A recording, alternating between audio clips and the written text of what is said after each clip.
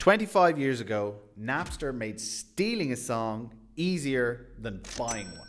And now, AI today has exposed the same problem in journalism. It can be easier to use an article and just take it than to license it properly and legally.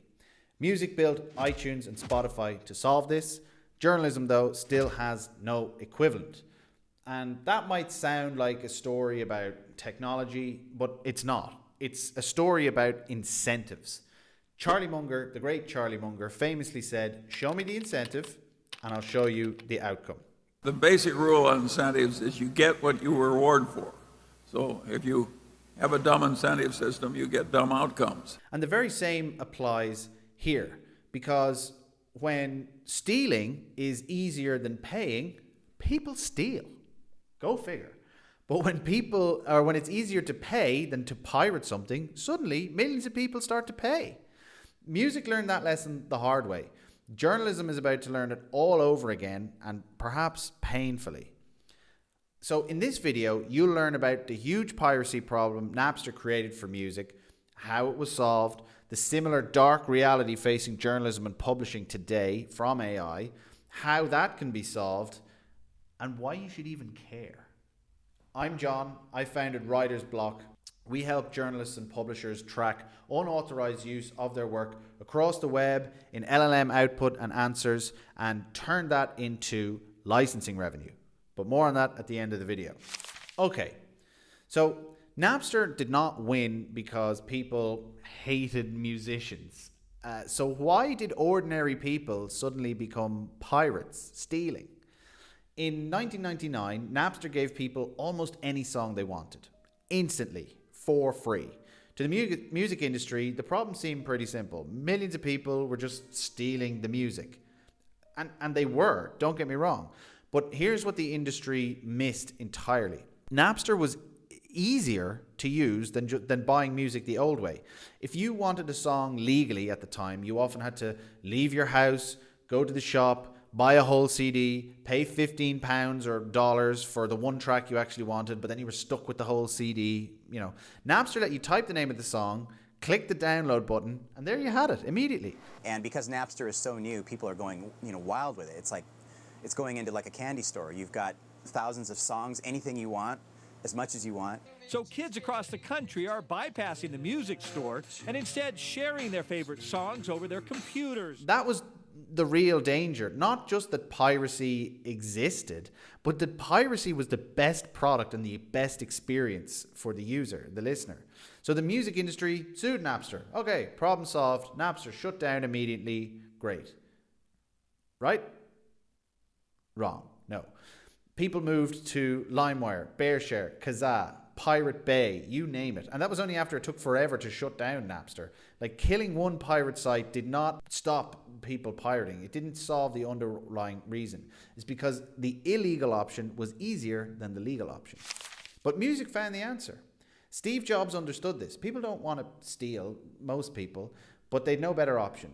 His answer wasn't another lecture about why piracy was wrong or the morality around that. His answer was iTunes. One song, one click, 99 cents, and all of a sudden, paying for music was that simple. There is a music revolution happening right now. But we're going to change all this today with something we call iTunes. Daniel Ek understood the exact same thing.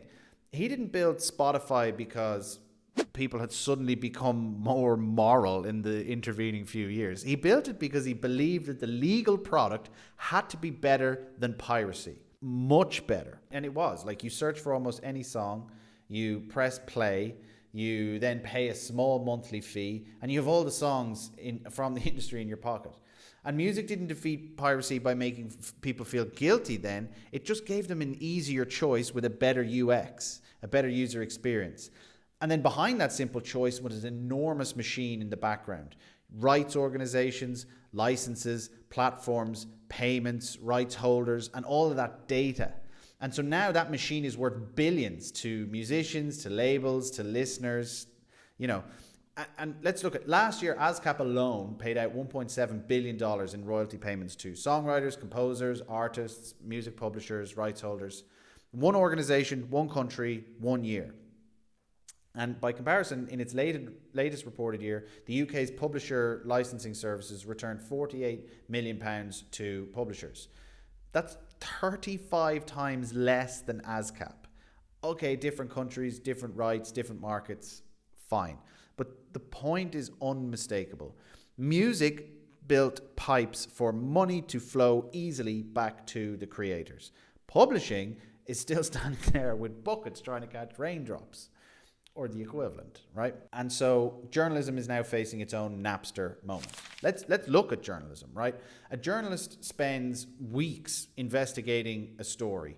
They find sources, they do the interviews, they check facts, they analyze documents, they write something up, they rewrite it again and again and again until it's high enough standard to publish. Then they'll send it to the publisher who edits it, they fund it, they publish it then and take all of that risk. And, that work then is valuable to the readers at the end of the day and at the end of the chain there. But it's also valuable to AI. An article or a library of articles helps train a model. It improves an AI answer. It provides facts, context, analysis, and high-quality original reporting for the model. So here's the simple question. How does an AI company pay to use journalism legally at scale? Where's the button? Where's the single route that says, here's the work, here's who owns it, here's what you're allowed to do with it and use it, how you're allowed to use it, here's the price, here's how much the creator gets paid. For most journalism, that route does not exist in any simple global technical form. In other times, it doesn't exist at all, right? So instead, there's thousands of publishers, millions of articles, different rights, different contracts, different permissions, different systems. It's a mess. Like, none of them talk to each other. One AI company has to deal with thousands of contracts. So when paying is slow, messy, difficult, tedious, piracy starts to look like the easier option, right? We've seen it before. Not because the AI companies cannot afford it, they can, but because it's a painful, tedious effort to do so. And it's a hard problem to solve, so, most people avoid it. That's the part that no one really wants to say out loud. That's the uncomfortable truth, right? Journalism is valuable enough for AI companies to absolutely need it. Their models depend on it. But licensing it and licensing that content is still so much harder than taking it without permission. You might be sitting there thinking, no way, John, big companies don't steal from creators and authors and publishers like that. Yes, they do. It's already happened. Anthropic, who you probably know and love, is one of the most important AI companies in the world. They built Claude. They're one of the leading rivals to OpenAI's ChatGPT. But in 2005, a US federal court examined how Anthropic got hold of libraries of books used in building and training their AI models. And the judge found that Anthropic had downloaded millions of copyrighted books from pirated websites. LibGen, Pylami. These are pirate libraries, Russian some of them, filled with books their authors never agreed to give away. There was no attribution, no payment, no bueno. And now here's the important distinction, okay? The judge said that training an AI system on books obtained legally could qualify as fair use in that case. Okay, but the pirated copies, totally different matter. You don't get to steal the library and then wash the theft away by saying you used the books to build something clever or fun or useful. Like, the piracy claims then were ended up heading towards trial, and which is big risk. So Anthropic decided to settle for $1.5 billion on about 500,000 books. So if you think about that, what that means, okay? Anthropic, an AI company worth billions, perhaps trillions now if they IPO, didn't just find the work useful, they found the pirate libraries useful, and they chose crime. Not because the books had no value, the books had enormous value. But they did so because the legal route was so much more difficult. Actually, they called it business slog. That's what came out in the court findings. And so imagine getting a builder to construct your house and then not paying for the work done. That's kind of like what's happening here, but at scale, huge scale. This is the danger facing journalism and publishing. Not that AI can't use original reporting. It can and should. But that no simple licensing or payment mechanism or system exists. And if it's allowed to continue, it'll continue to drive people away from the industry in huge numbers, which will have major negative consequences for both the industry and wider society. And there's a pattern there as well. Anthropic is not the only warning sign or the only company involved. Meta downloaded books from online shadow libraries while building Llama. Emails from court filings show they, like Anthropic, knew exactly what they were doing and decided to use the pirate works anyway, determining it was worth it to take the risk, and they budgeted for the legal outcomes afterwards. Now 5 major publishers and authors and Scott Turow have filed a lawsuit accusing Meta and Mark Zuckerberg of willful infringement involving millions of books and journal articles. The Washington Post has sued OpenAI, alleging that millions of its articles were used without permission. Similarly, the New York Times. David Baldacci, the prolific author and New York Times bestseller, testified to Congress that ChatGPT was able to reproduce large portions of his work with only a few prompts. Yet he never gave permission to OpenAI to use his books as training material and, of course, never got paid for it. 5 out of 6 of the 453 journalists and publishers I have spoken to report the exact same thing. Authors and newspapers and publishers are no longer asking whether AI values their work. They know it does. So do the AI companies. Instead, they're asking why these companies who are building the future are allowed to just steal people's work as if it's free raw material. And there's 100 more of these cases. And some people will say, oh, it's greed. Others will say, oh, it's just how innovation works. But both of those are too simplistic. I think both sides there miss the deeper point. If in your market crime is so much easier than the legal option, then crime becomes the business strategy. Remember Charlie Munger, show me the incentive and I'll show you the outcome. The incentives here are all aligned towards one thing: theft. Music has already learned this. Publishing has not. One deal beats 1,000 contracts. I can already hear people shouting, at the screen, music and text are different. You can't treat LLMs or AI the same way. Yes, that's correct. The same tactics should not be copied exactly, but the same lessons should be applied. Music has a simple advantage. A radio station does not negotiate with every songwriter every time it plays a song. No, that would be insane. A venue does not call thousands of musicians before hosting a concert so they can play their music, right? Rights organizations bring huge catalogs together and offer a route to pay. They make it incredibly simple. One deal can unlock millions of work. One deal beats 1,000 contracts. Remember that. Publishing has never achieved that at scale, especially at the scale that the internet today demands. And journalism and publishing, it's harder than music because a song usually travels as a song. It's one thing, it's a little entity. But an article breaks apart into loads of components. You've got a headline which becomes a quote, a paragraph becomes a summary, a fact becomes just one small part of an AI answer. An investigation disappears into a model and comes back without the journalist's name attached, without the proper accreditation, nor the publications. And then the LLMs review trillions of these data points and stitch together probabilistic combinations to provide answers to the user based on the prompt. So publishing can't simply just copy Spotify's front end. They need new pipes underneath. You need a new mechanism.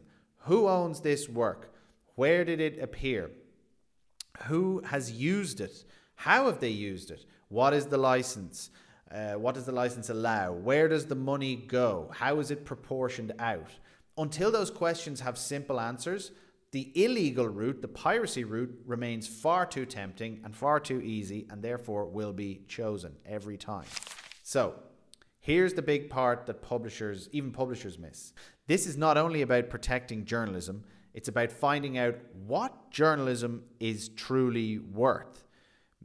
Music rights systems don't just collect money, they collect signals, data, trends, what songs are being played, where are they popular, which artists are growing, how quickly, which catalogs are evergreen and have staying power and keep earning over and over for decades. Now imagine that for journalism. Which investigation keeps being used by AI systems months after publications, right? Which specialist archive is suddenly valuable to an entirely new market? Which freelance journalist or independent publication has original reporting that keeps feeding answers, products, decisions, output? Which article created more value after publication than anybody realized before it was published? These are the things that change the business. A published article stops being simply a page view that lives for a day and then dies and never seen again. Instead, it becomes an asset. It becomes valuable, something that can be identified, tracked, licensed, paid for, of course. And all of this creates a whole new revenue model for original journalism and a whole new market context. Now, the really interesting question, how do you build it? Blockchain. Yep, I said it. And before you roll your eyes, forget Bitcoin, forget Bored Ape NFTs, forget all of that. That's not what we're talking about here at all. The idea is actually much more simple and kind of boring, actually. Think of blockchain like Microsoft Excel, but on steroids, and everybody has access, right? It's a big ledger. So a journalist publishes their original work. That work gets a digital fingerprint, a unique public record that provides, what existed, who registered it, when, the provenance of the whole piece. Bots and AI use systems that work, and it's all automated under smart contracts. All of that can be tracked. A license can be offered. Payment can be triggered under very clear and specific terms. Ownership becomes very visible. Usage becomes measurable and quantifiable. Payment becomes incredibly simple. And you stitch all of that together, and that's how you make paying easier than stealing. And yes, the traditional licensing world is now beginning to react, albeit incredibly slowly, but it's happening. In March 26, the PLS released a licensing scheme for publishers in the UK. Okay, a good first step. It proves the need is real and that there's other people out there who are looking into it. But an opt-in scheme, it's not Spotify. It's not a good enough solution. A tool nobody uses changes nothing. A slow analog system cannot catch a problem moving at the speed of machines, much less solve it. And efficiency doesn't matter without buy-in, right? You need everybody on board. The winner will be the system that makes legal, easily accessible and technical fast and easy to use and gets buy-in from everybody. Napster didn't prove that music was worthless. Napster proved that the music industry had built the wrong system for the internet. AI is now proving the same thing about journalism and publishing. The value is there. The demand is there. The lawsuits are there for sure. The money is there. What's missing now is the bridge that connects the people who create the work, the valuable work, to the companies using it and eventually to the end user who wants the answers. Music built that bridge.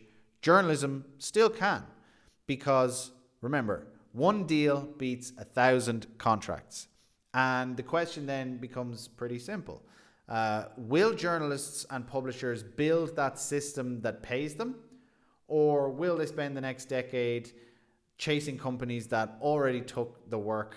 So that's where we're at right now. But this is exactly why we built Writers Bloc.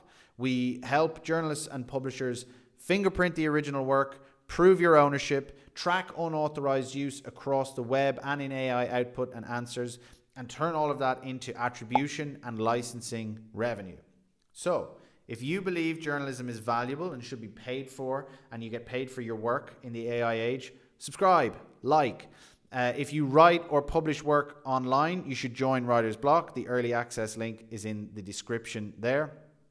If you disagree with anything I've said, tell me I'm full of shit in the comments, right? Spark a debate. This is what, moves the needle a little bit and gets us a better solution to everything there. All right, see you in the next video.